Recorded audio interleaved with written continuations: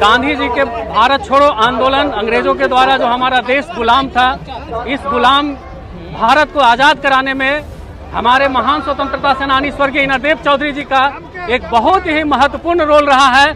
8 अगस्त 1942 को बिहार शरीफ के SDO court में जब पुलिस की चारों तरफ से घेराबंदी थी, उस समय अपने नौजवान काल में उस एसडीओ कोर्ट में झंडा फहराने का काम किया था देश का अपना। जितना समाज सेवा इन्होंने किया है, शायद समाज इनको नहीं भुला सकता है। डॉक्टर राकेश और सरदार पटेल युवा मंच ने ठान लिया है तो निश्चित तौर पर स्वर्गीय अमर इंद्रदेव चौधरी जी फिर से राष्ट्रीय पटल पर। भहुई प्रखंड के हुसैनपुर गांव में रविवार को सरदार पटेल युवा मंच के द्वारा महान स्वतंत्रता सेनानी सह पूर्व विधायक स्वर्गीय इंद्रदेव चौधरी के नवनिर्मित प्रतिमा का उद्घाटन मंच के संयोजक डॉक्टर राकेश रंजन ने संयुक्त रूप से किया।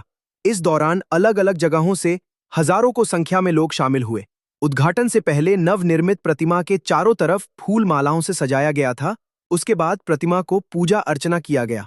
कार्यक्रम में शिरकत किए लोगों को डॉक्टर राकेश रंजन ने अंग वस्त्र देकर स्वागत किए। मीडिया से बातचीत के दौरान उन्होंने कहा कि स्वर्गीय इंद्रदेव चौधरी एक महान स्वतंत्रता सेनानी थे, जिन्होंने अंग्रेजों के शासन में बिहार शरीफ के एसडीएम कोर्ट में तिरंगा गाड़ने का काम किए थे। वो कई बार जेल भी गए। किसानों, नौजवानों और गरीब मजदूरों के हक के लिए हमेशा लड़ते रहे। उसके बाद वह अस्थावा विधानसभा से निर्दलीय विधायक भी चुने गए। इतना सब होने के बावजूद स्वर्गीय इंद्रदेव चौधरी के कहीं भी जिक्र नहीं किया गया। इसीलिए हमने उनके याद को संजोए रखने के लिए मूर्ति का अनावरण किया। उन्होंने सरकार से मांग किया कि स्वर्गीय इंद्रदेव चौधरी के नाम से बिहार में पथ हो, चौक चौराहों पर एक मूर्ति हो, साथ ही उनके नाम से विश्वविद्यालय हो, ताकि उनके नाम हमेशा याद रहे। उन्होंने कहा कि इनके नाम को पटल पर लाने के लिए हमेशा आगे कार्य करते रहेंगे।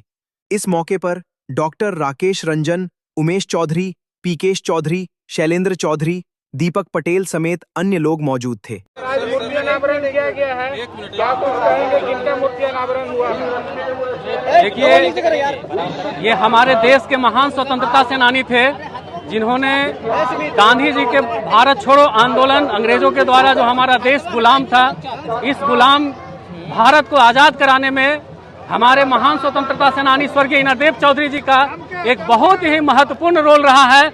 और 8 अगस्त 1942 को बिहार शरीफ के एसडीओ कोर्ट में जब पुलिस की चारों तरफ से घेराबंदी थी, उस समय अपने नौजवान काल में उस एसडीओ कोर्ट में झंडा फहराने का काम किया था देश का अपना। और इन्हें कई बार देश की आज़ादी में इन्हें जेल जाना पड़ा, कई यातनाएं दी गई, फिर भी ये अपने देश के प्रति समर्पित भाव से सेवा के लिए, अपने देश की आज़ादी के लिए इन्होंने लड़ाई लड़ा।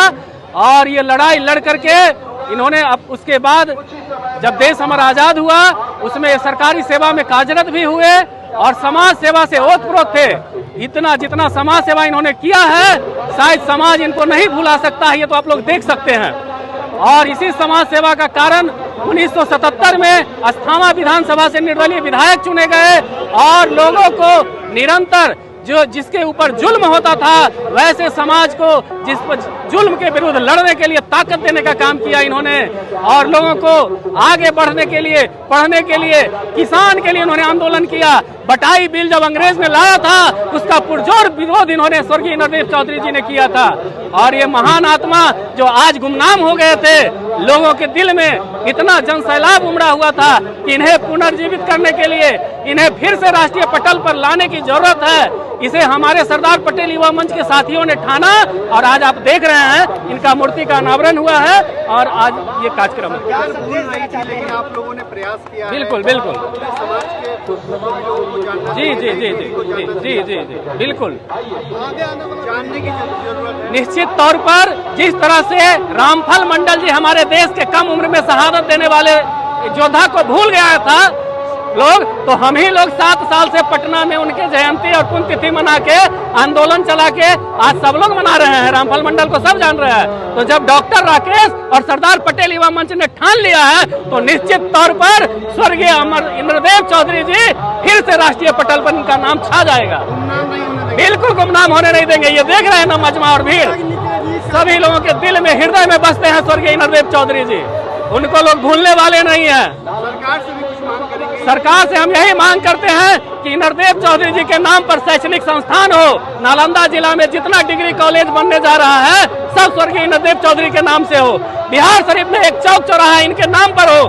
पटना में स्वर्गीय इंद्रदेव चौधरी के नाम पर एक चौराहा हो, इनके नाम पर पटना का एक पथ का नाम किया जाए।